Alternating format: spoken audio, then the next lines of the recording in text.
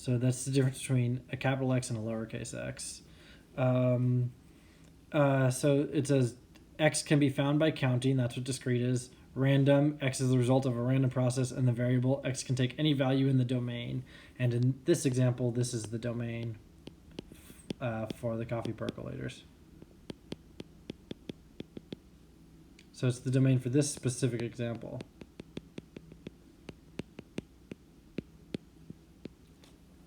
And whenever you're doing a discrete probability table or probability distribution table, it's going to look something like this. So it's like we put our title here, number of failing coffee percolators,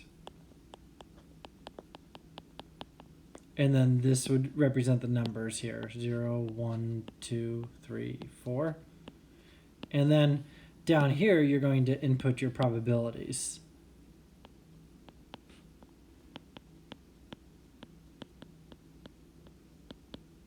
And our probabilities are always a number between 0 and 1. So for example, this one could be like 0.2. This one could be 0.2, 0.3, 0.1, 0.2. Something like that. And those would be your probabilities down here. And it says like capital X equals, and you'd put the 0.2 right there where the 0 is. And you'd put the 0.2 right there where the 1 is. Right now, it's just saying the probability of x equals 2. You would say, here, let's verify that a little better. Here, I'm going to delete those, and we'll write it down below. We'll say probability of x equals 0. That is, we'll just say 0.2 or something like that. Probability of x equals 1. That probability is also, we'll say 0.2. This probability is 0.1. This probability is 0.3.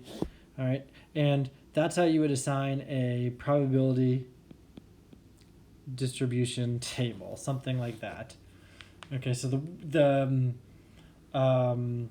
notation's really weird. I think that can be a little bit confusing, but in reality, it's just trying to tell you you're going to assign probabilities to each of these columns.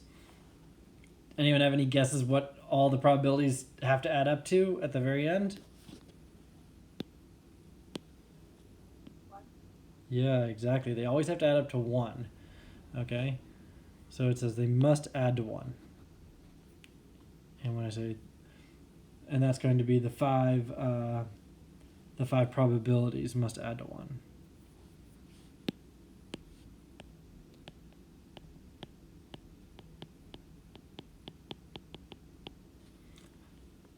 And they must each satisfy 0 is less than or equal to the probability is less than or equal to 1. So they all have to be, this is just saying they all have to be numbers between 0 and 1, which we already knew that about probabilities.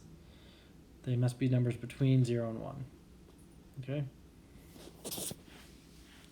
All right, so when we know them, that's what establishes the probability distribution of x.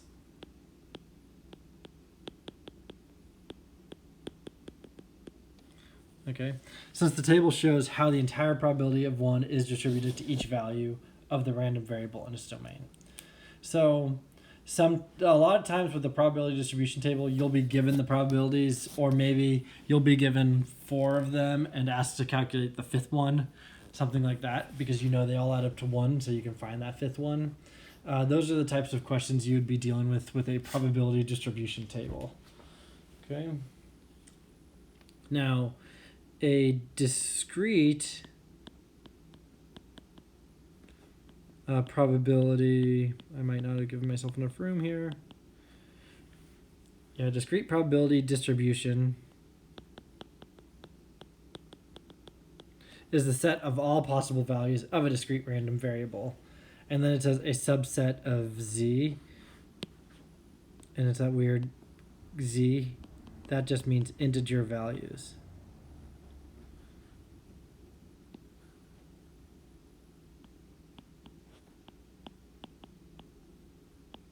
That's like negative infinity to infinity? Yes, but it's not all real numbers, though. It's only integers. So We're counting integers as like 1, 2, 3, 4, 5 whole numbers. Does it count negative numbers too? It does count negative numbers too, yes, and 0. Mm-hmm. So yes, negative infinity to infinity, but only by counting by whole numbers, not by decimals and fractions. Okay, so that's what a discrete probability is. And again, it's discrete probability because we can count. That's why it's integer value. Okay.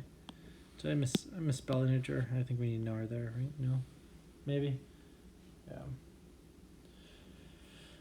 Okay. So that's what discrete probability is about. Okay, we can count by numbers for our domain, and then each one's going to have a probability that's somewhere between 0 and 1. All right. Next is a discrete probability distribution function, which is a fun word.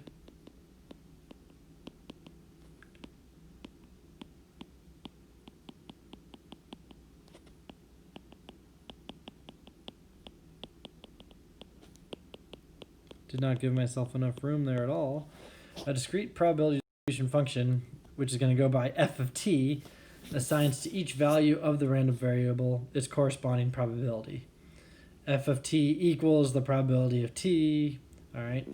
And then f of t is commonly referred to by the abbreviation PDF, which is probability distribution function, right? That's what the PDF stands for. Anyone know what it stands for with Word documents when you turn a Word document into a PDF? I always forget that. It's like a portable drive format or something. I can't remember. Or portable disk format. I don't remember. Anyway, okay. Let's move on to some examples for today.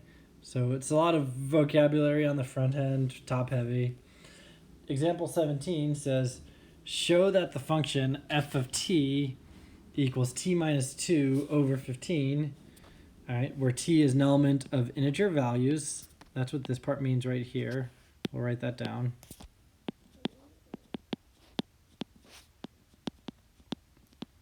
One thing that the IB exam tries to do is it tries to scare you with their notation. But don't let that intimidate you.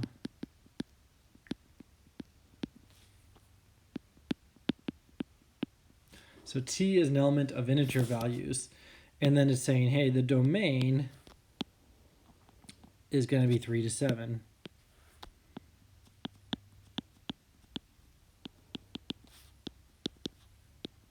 So because it's integer values, we know the domain is going to be 3, 4, 5, 6, 7. That's it. Okay?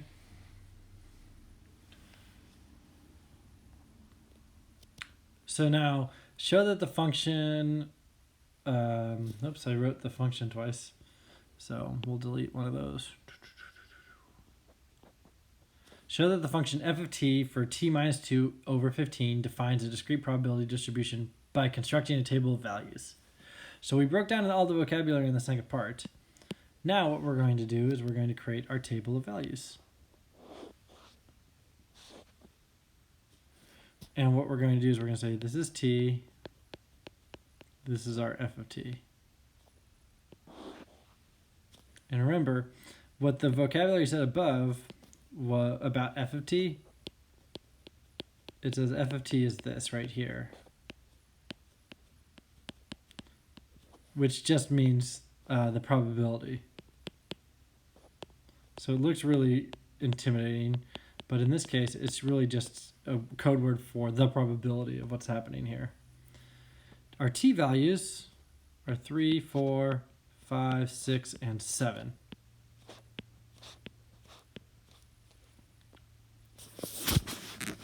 Now, Can you scroll to the left a little bit? oh yeah, sorry. I'm kind of going all over the place here.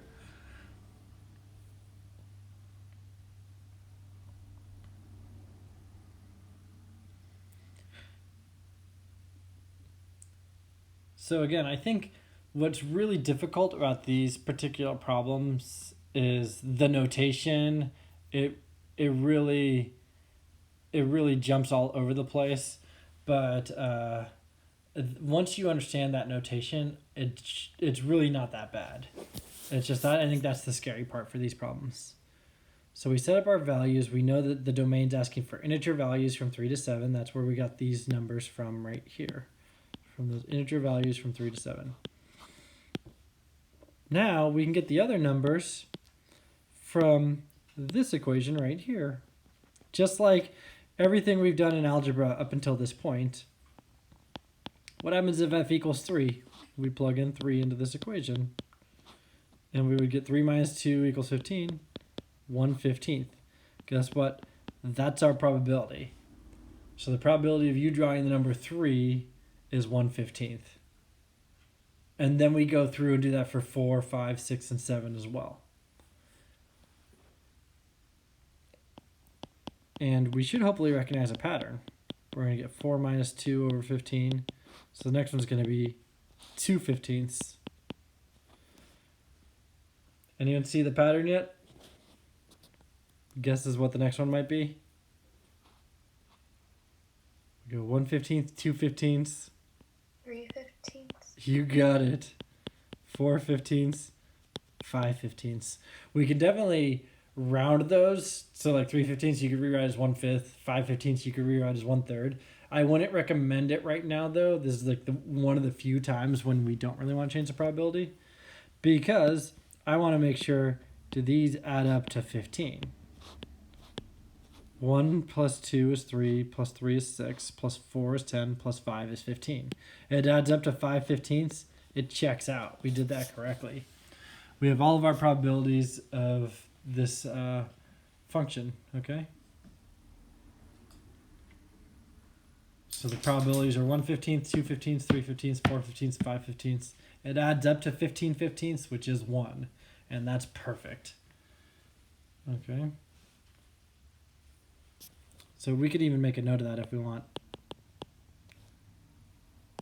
1 plus 2 plus 3 plus 4 plus 5 over 15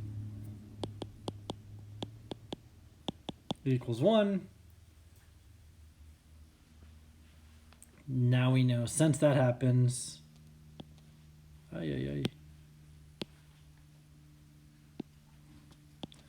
we can say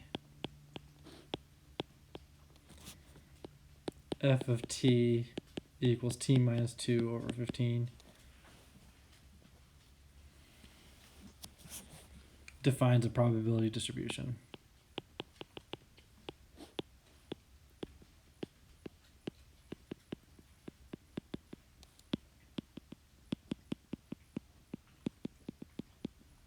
Okay, that's it. We're just saying, yep, we verified it. Excuse you. There's my wheezing dog. All right.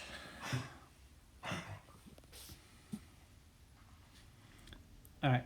Part B says, if the probability of t equals f of t, so which is true, we already proved that in part A, represent the distribution as a bar chart. So now we would just create some type of chart. Yeah, we'll do this in black.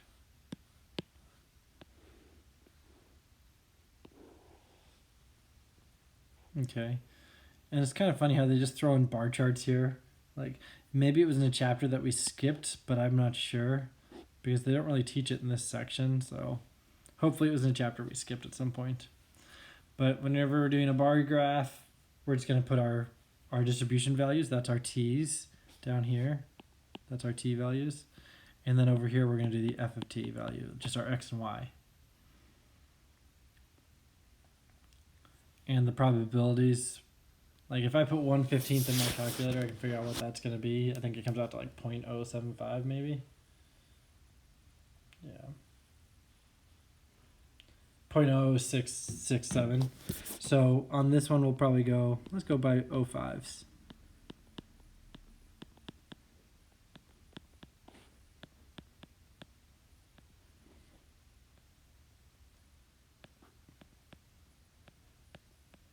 And 0.35. And then 3 is going to be up to here. somewhere between 0 and 1. 4 is going to be 2/15.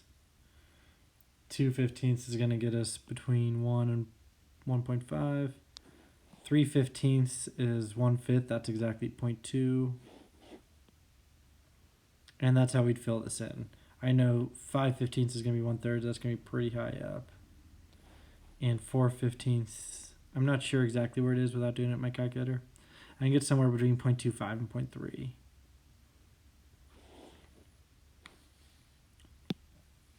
And that's what my bar chart would look like. So if you're asked to do a bar chart, that's all you need to do.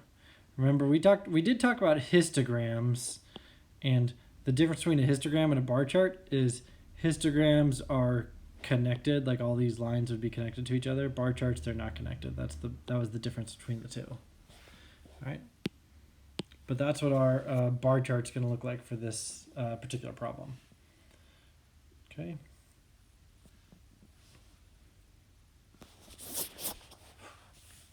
So again, I think hopefully it's not too bad, but the vocabulary can be a little daunting.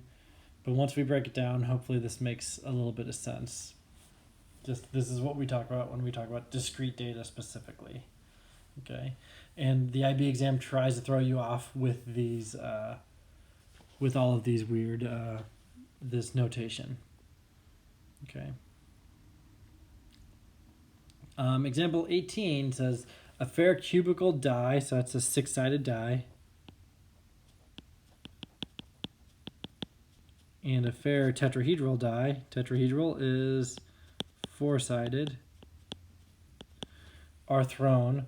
The discrete random variable s defined as the sum of numbers of the two die. All right. So first thing it asks you to do is construct the probability distribution of S as a table of values. So table of values. This is like when we did the sample distribution, we did it at the very beginning of this unit. But we'll make one of them 1, 2, 3, 4, and the other one 1, 2, 3, 4, 5, 6. And again, that's representing our 6-sided die and our 4-sided die, the tetrahedral die. And I don't ever want vocabulary to get you hung up. So when it says like a tetrahedral die, you're more than welcome to ask, hey, how many sides is that one again? All right, a cubical die, just the classic 6-sided die. And then we're just going to figure out the sums of them. 2, 3, 4, 5, 6, 7. 3, 4, 5, 6, 7, 8. 4, 5, 6, 7, 8, 9. 5, 6, 7, 8, 9, 10. All right. So that's what the probability distribution is going to look like as a table. Well, I mean, it's going to look like that first, and then we're going to convert that into a probability distribution table, which I did not give myself enough room to do on here, unfortunately. So I'm going to move over just a little bit to do that part.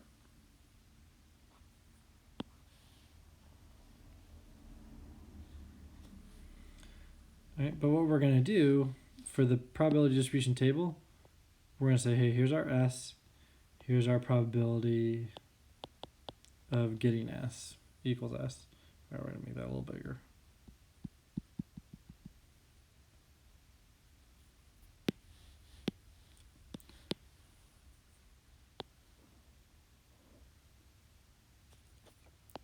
All right.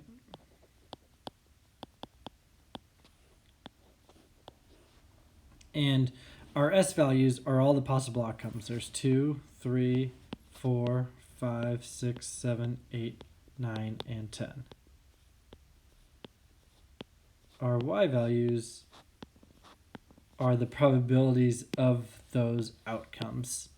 So for example, total possible outcomes, there's 1, 2, 3, 4, 5, 6. 1, 2, 3, 4. So there's 24 possible outcomes. Out of those 24 outcomes, only one of them is a 2. So that's a 1 out of 24. Only one of those possible outcomes is a 10, so that's also a 1 out of 24. And then we would go through and fill in this whole thing, and if we do this probability distribution table correctly, we should end up getting 24 24ths on the whole thing. Like, for example, with 3s, I can see 2 3s, I can see 2 9s, so it's going to be 2 out of 24, 2 out of 24, and then 3 out of 24, 3 out of 24, 4 out of 24, 4 out of 24, and then there are 5 6s. Right?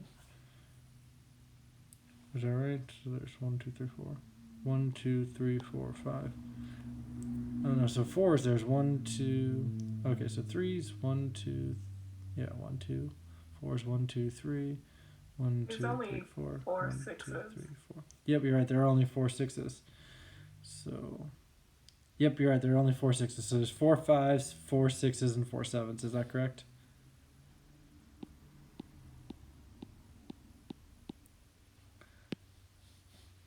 And yeah, and then I would verify that by double checking my numbers anyway, adding them all up. 1 plus 2 plus 3 plus 4, that's 10. 4 plus 3 plus 10, and then plus the 4 in the middle. You're right. 4 6s. Nice catch on the middle there. Nice job. All right, but that's what our probability distribution table looks like for this particular problem. Part B, go ahead and create yourself a bar chart, all right, with the probability of each one. So I'm going to give you guys a minute to work on the bar chart for part B. All right, and then part C, we'll take a look at the piecewise function together since it's been a couple days since we've done that. All right. Mr. Straight, will you move to the left a little bit? Yep, sorry. You need to see that? Yeah, thank you. Yep, of course. All right, take your time, work on the bar chart. We should have the bar chart done. Bar chart should be good. The last part is asking us to do a piecewise function, which I don't love this part for a couple of reasons. One is because, again, like I felt like piecewise functions were kind of forced on us in chapter 6, just kind of a weird thing they throw in there where it's like, hey, you should know this. But in reality, like you're probably not going to see some crazy piecewise function on an IB exam. You might. So it's possible. But also with this particular problem, they don't really explain how they do it. They're just like, oh, by the way, write a piecewise function. But you look at these problems and we'll say, like the probability distribution over here, we had 1/24, 2/24, 3/24, and then the 4/24, that can simplify to 1/6. So, and that's for the problems 5, 6, and 7. So when you're doing a piecewise function, you're thinking like, oh, okay, well, when the domain is 5 to lowercase s to 7, then the answer is just going to be 1/6. Okay? But now we have to look at, like, oh, when it's going 2, 3, 4, what are we going to write down for an equation? And when it's going 8, 9, 10, what are we going to write down for an equation for this one? So notice it goes 1, 2, 3, so it's always one number less than s. How would you write one number less than s as an equation? S minus 1. Exactly, so it's like s minus 1 over 24. And so your textbook does not do a good job of explaining this. It just like kind of just throws it at you like, here it is. So here are the equations. But that's the way you'd look at it, s minus 1, because if s equals 2, you're going to get 1/24. If s equals 3, you're going to get 2/24. If s equals 4, you're going to get 3/24. Same thing happens with 8, 9, and 10, except this time you can't do s minus. You're going to have to do something minus s. Like, so if I do a number minus 8, I'm going to get 3. That same number minus 9, I'm going to get 2. That same number minus 10, I'm going to get 3. And it turns out to be 11, right? 11 minus 10 is 1. 9 minus 10, or 11 minus 9 is 2. And 11 minus 8 is 3. So kind of a weird way to look at that. I mean, it honestly, it makes sense, but I would say it's a stretch. Like, I don't think you would get a question like that on an IB exam. I really hope I'm misspeaking or I'm speaking correctly when I say that. It just seems really weird the way that your book does it without really explaining it. So I'm not in love with that question for part 3. And just letting you know, I wouldn't expect you to put some like piecewise function together on a test based on this information. I would expect you to be able to put together a probability table like over here, but not necessarily a piecewise function. Just an FYI. Okay. Now, part B says find the probabilities. So find the probability that S is greater than 2. So that means any number bigger than 2. So there's 1 out of 24 chance that S is 2. So hold on. So we're going to say, so if we did like S equals 2, that possibility was 1 out of 24. So the probability that S is anything but 2, 23 out of 24. That's how we would do that. Okay. So hopefully now we're seeing this probability thing in parentheses, and this part I'm hoping is starting to click for us. Hey, that's what that Mr. Street was talking about with this weird t equals t thing and that x equals x thing before that. That's what we're doing. We're just saying, what's the probability that this equals that? Okay, for a discrete value. So now the probability that S is at most 6. So you could say the probability that S is less than or equal to 6. That's how you could write that down. So at most 6. And then notice the part C or part 3 already has that. S is less than or equal to 6. So now less than or equal to 6. So we're going to say there's 1, 2, 3, 4 6s, 1, 2, 3, 4 5s, 1, 2, 3 4s, 2 3s, and a 2. Those are all the probabilities that it's less than or equal to 6. I'm going to rewrite it down here just so I have room. 24 total possibilities. There's 1 chance of it being a 2, 2 of it being a 3, 3 of it being a 4, 4 being a 5, and 4 being a 6. So I think we get 14 24ths as our probability, and 14 24ths can simplify to 7 12ths. Now we're at the point when we're solving for these. Now we want to simplify them when we're looking for certain probabilities. All right, and then the last one, important that we did 14 24ths here, because for part 3, it says given that S is greater than 2, what's the probability that it's less than 6?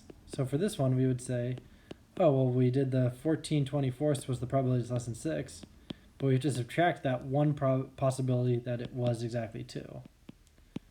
So we end up getting 13 24ths for part 3. That's what's kind of going on with this problem here. Okay. How are we doing with those 3? Hopefully we're okay.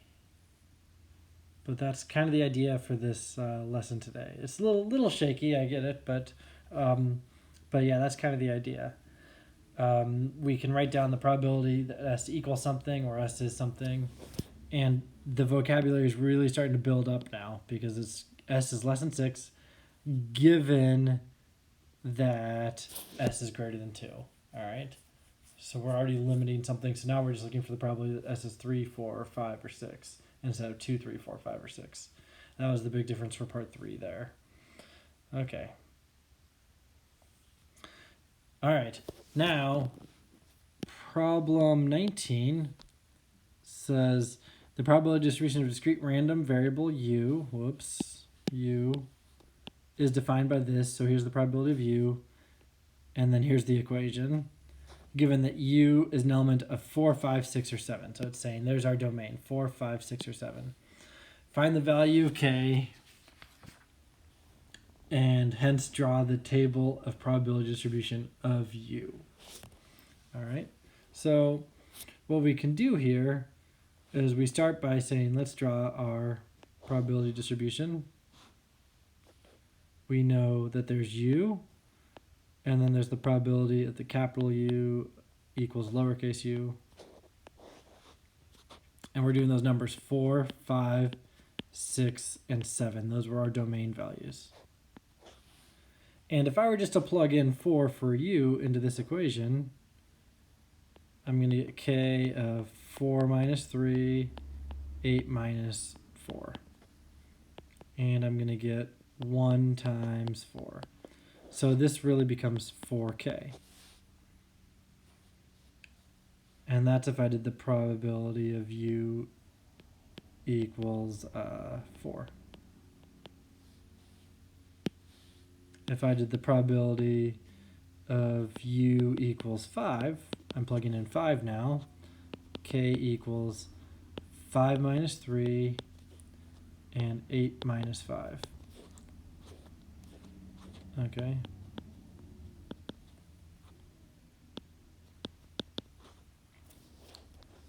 So now I'm going to get k equals 2. 8 minus 5 is 3, so I'm going to get 6k. All right. And I'm going to do that 2 more times.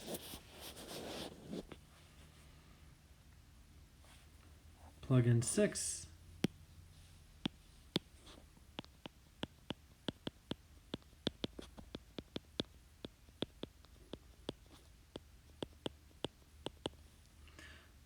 Three times 2, so this is going to be a 6k as well. And then plug in 7 for my final one.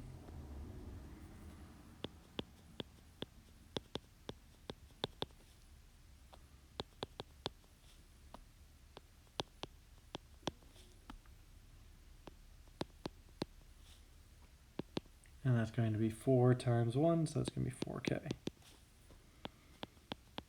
Perfect. Okay. So now we've got our values. You have 4k, 6k, 6k, and 4k. Now, here's the tricky part. We got to figure out what k is. And we just created a probability distribution table. What do all of the probabilities need to add up to every time, no matter what? They always add up to 1. That's what we do here. 4k plus 6k plus 6k plus 4k equals 1. And now we have an equation in which we can solve for k. 4k plus 6k is 10k, plus another 6k is 16k, plus another 4k is 20k. So I get 20k equals 1. K equals 1/20th. Okay.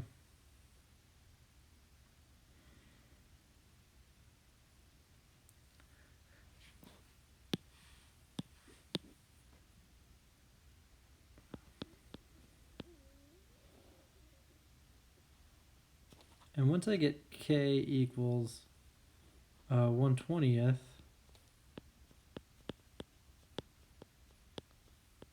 I should be able to plug in my values here. Sorry, I ran out of space there. Pretty tight. But I would get 1/20th times 4. That's going to be 1/5 for the first one. 1/20th times 6. That's going to be 3/10. The blue one was also 3/10 because that was a 6k. And the last one was also going to be 1/5.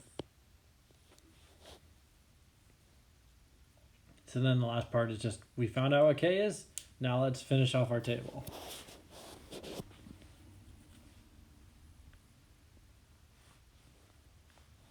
Okay. Again, that's kind of a weird problem, but that's the idea here. All right, so let's see. Part B says, in 100 trials, calculate the expected value of each possible outcome of u. So expected value, this has come up a couple times now on the assignments. We haven't specifically talked about it in class. But expected value is just saying hey, there's 100 outcomes. Let's multiply each probability by 100, and we're going to see what's the possibility of those outcomes. Excuse me. So whenever you're doing expected value, you're going to say like E is our expected value, and we're going to do n times the probability of A.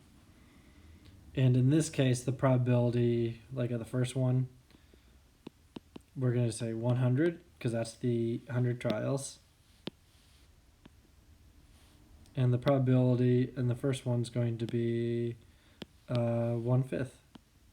Oh boy. And again, that 1/5 is coming from way up here in part A. And we just say 100 times 1/5. And we end up getting 20. So the probability of rolling a 4, or the probability of getting a 4 in this distribution is, out of 100 trials, you're going to get it 20 times. That's what the expected value is. Okay. So it's just like if we said, hey, let's flip a coin 100 times, what's the expected value of getting, or how many heads would you expect to get if you flipped a coin 100 times? Well, I'd expect 50 heads and 50 tails. That's what expected value is. And that's what we're doing here. So now the expected value for the second one, I'm going to multiply 3/10 times 100. Oops. And 3/10 times 100 equals 30. So my expected values should be 20, 20, 30. 20, 30, 30, 20. That's what it should be. So expected value of 4 is 20, 5 is 30, 6 is 30, 7 is 20. And those should add up to 100. 20 plus 30 is 50, 30 plus 20 is 50, 50 and 50 is 100. So your expected value should add up to how many trials there are as well. Okay. Again, kind of weird there, but that's the idea with these particular problems.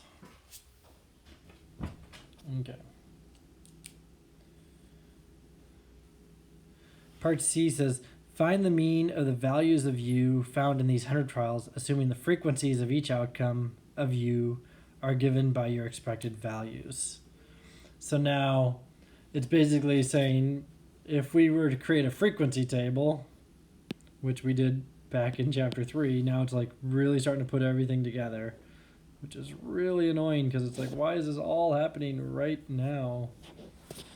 We'd say, well, the frequency of the first one of a 4 is 20, frequency of a 5 is 30, frequency of a 6 is 30, frequency of a 7 is 20. That's what our frequency table would look like. And then for this one, yeah, we would say we're going to label it U, and then I probably didn't leave enough space, but it's expected frequency of U.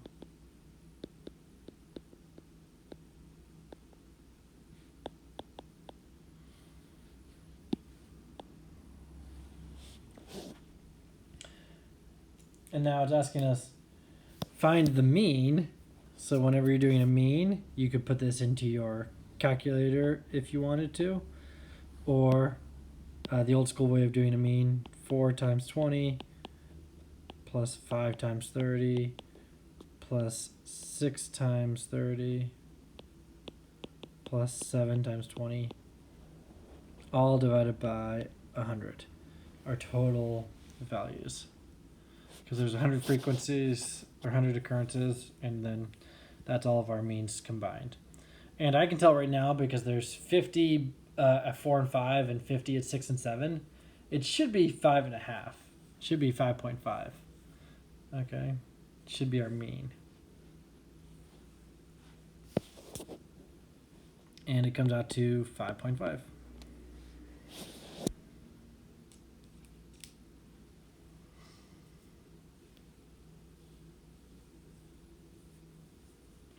Okay, and then interpret your answer.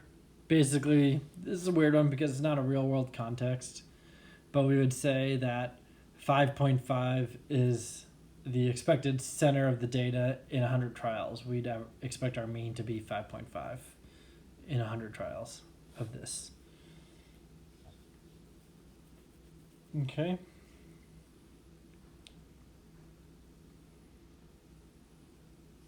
So 5.5 is the expected mean. Yeah, so we'd say 5.5 is the expected mean in 100 trials.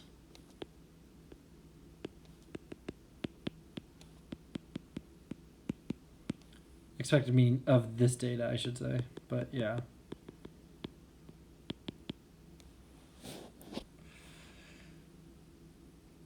Okay.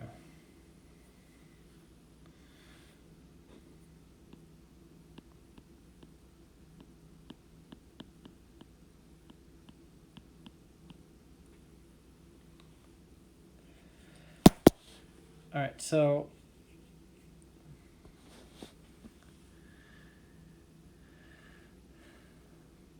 so the expected value of a discrete random variable x is, and then it has this e to the x equals mu, and then it's got the summation of x times the probability of x.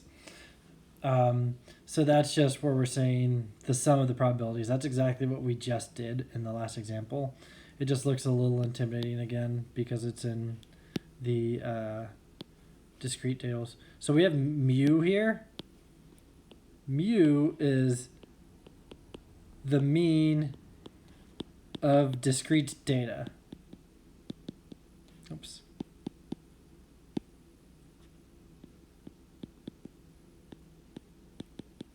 So we used that x with the bar on it before. That's for continuous data.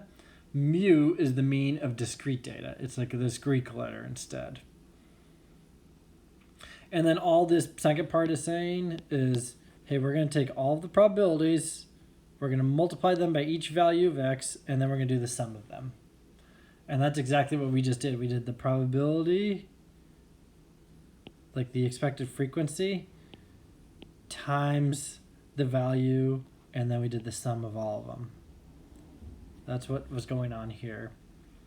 Okay, so it looks very intimidating, but we know how to find the mean. Don't really panic if you're like, I don't understand this notation.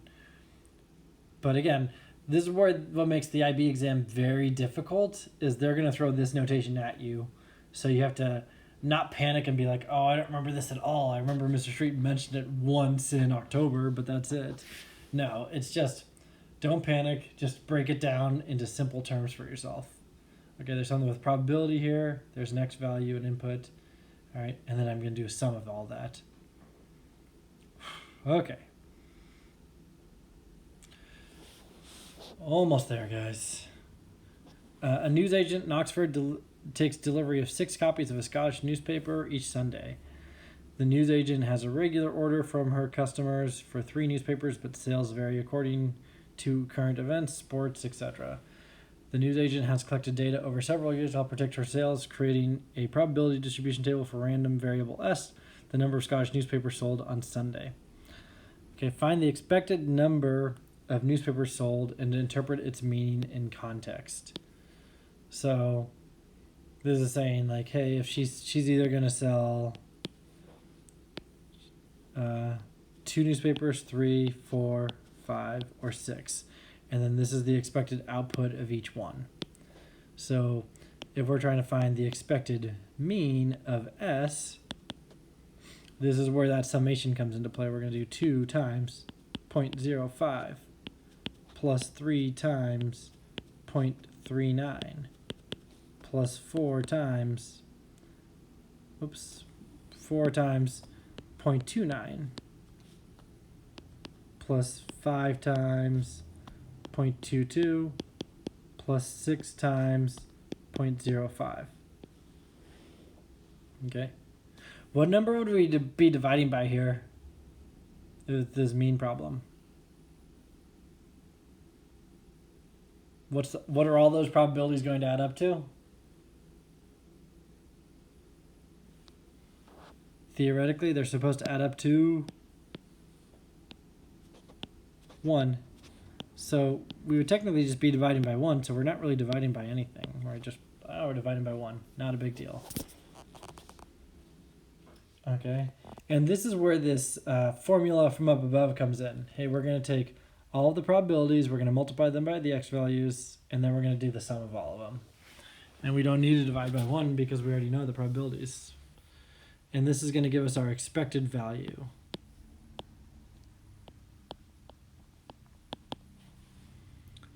All right.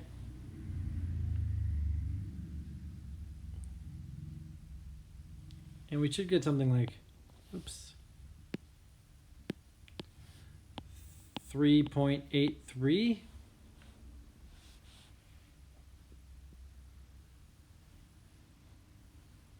Okay. And what we can see from our probabilities here, what number of newspapers is she most likely to sell from this probability table way up here? What number of newspapers is she most likely to sell if we're just looking at the table? 3, exactly, because that's the 0.39 average. So it shouldn't be surprising that our mean is going to come out between 3 and 4. So we can say she is expected to sell 3 or 4 newspapers.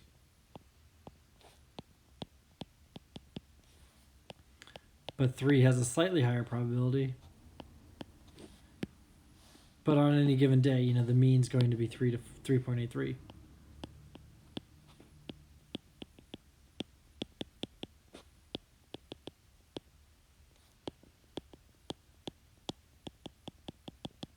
All right. Any given day, she's expected to sell 3 or 4 newspapers. That's from the expected value. It is possible that she sells 2 or 6. Very small chance, 1 in 20, but it's possible. Okay. And then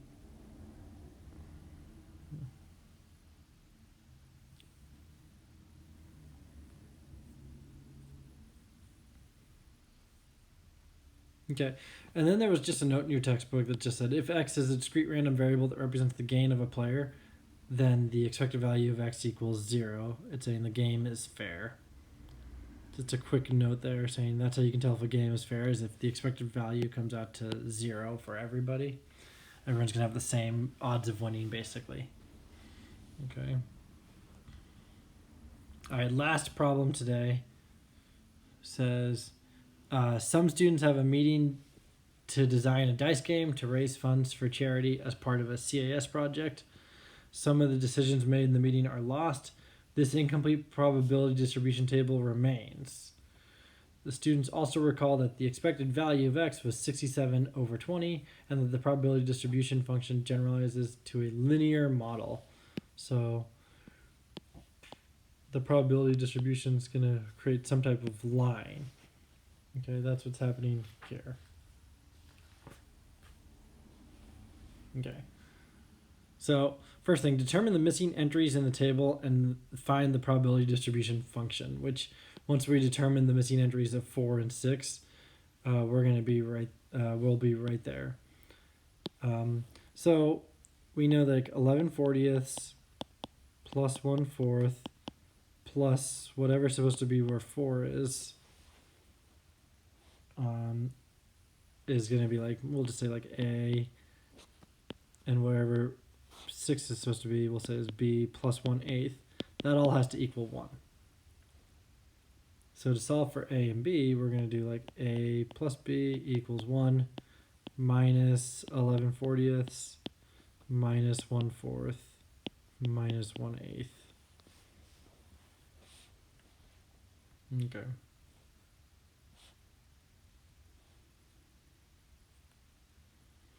So what we'll end up getting here is we'll get A plus B equals, let's see, we'll make these all out of 40. So we're going to get 40/40 minus 11 is 29, minus 10 is 19, minus 5, is it 14? Yeah, I think it's 14/40. So that's the first part. We're going to get like this weird a plus b equals 14/40ths, just straight up looking at the data. Now we have to use this expected value.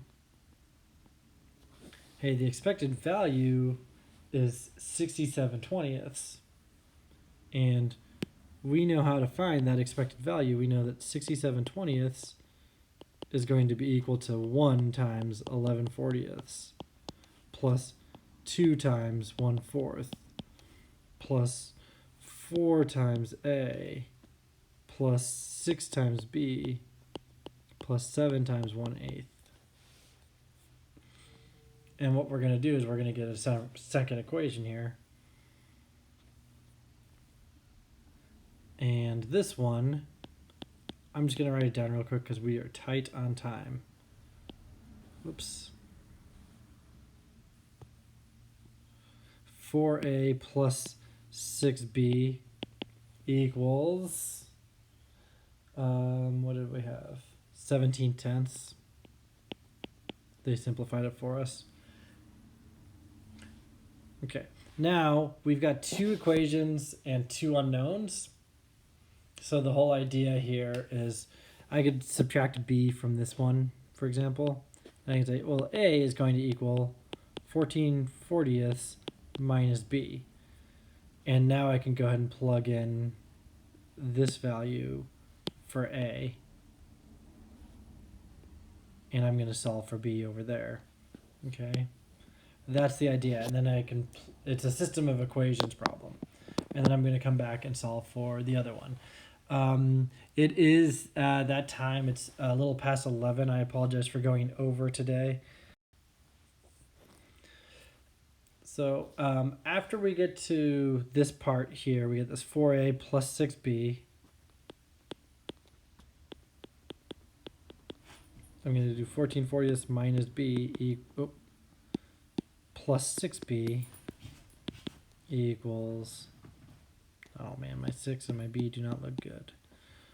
6b, that looks better, over 17/10. All right, now when I distribute this, I'm going to get 14/10 minus 4b plus 6b equals 17/10. And now if I subtract 14/10 from both sides, I'm going to get, what'd you say? Never mind.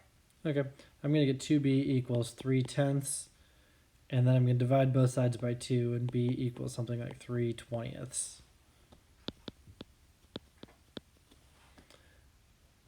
And now I can go back in and plug in for a, and I should verify that it's the same value over here. So I can go back here and say 14/40ths minus 3/20ths and solve for a. Could you move over just to the right a little bit? Yeah, sorry about that. Thank you. Yeah, there's a lot going on in this problem. 3/20ths, I can rewrite 3/20ths as 6/40ths. And 14 minus 6 is going to be 8/40ths, which is 1/5. So a should equal 1/5. And I should be able to add all those probabilities up and verify at the very end that I did the problem correctly, if all of these add up to 1 on the top. All right, but that was kind of the idea with part A there. Yeah, sorry, it was a long lesson today, guys. I apologize for that. Just trying to squeeze it in. I think I talked too much at the beginning. If I didn't use that 10 minutes at the beginning, we would have made it. Okay. And then the last part, we've got part B says find the smallest entry fee the student could set for playing the game in order to predict a profit. Comment on the advantages and disadvantages of the number of possible entry fees.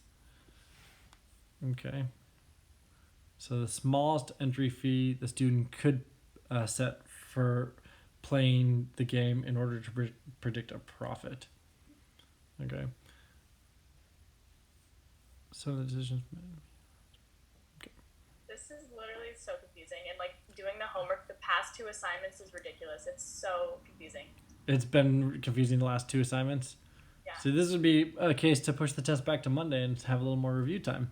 So that's good to know. All right. So It's just so confusing. yeah, I know this probability stuff is not easy. This is one of the hardest chapters for sure, in my opinion. It starts off pretty easy, I think, but then once you get to the Venn diagrams, it can get really complicated really fast. And then they're going to throw in normal distributions in chapter 7.7, which isn't really probability. It's just kind of weird. Just they found a good place to throw it in. So, all right. So this last part now, it's asking us to find the minimum value you can charge, right? They said the expected value was let's see, was 67/20, and the probability distribution function generalizes a linear model. Okay, find the smallest entry fee that the student could set for playing the game in order to predict profit. Let's see. Okay, so for the last part here, when we're talking about expected value, smallest entry fee possible to make a profit, we're looking at the expected value here. It's saying, hey, the expected value is 67/20ths. And that's really like 67/20ths US dollars is what they're expecting us to make here. So if I divide that, I'm going to actually get $3.35. And what that's saying is if I charge $3.35 for this game, I'm going to break even. So I need to charge a little more.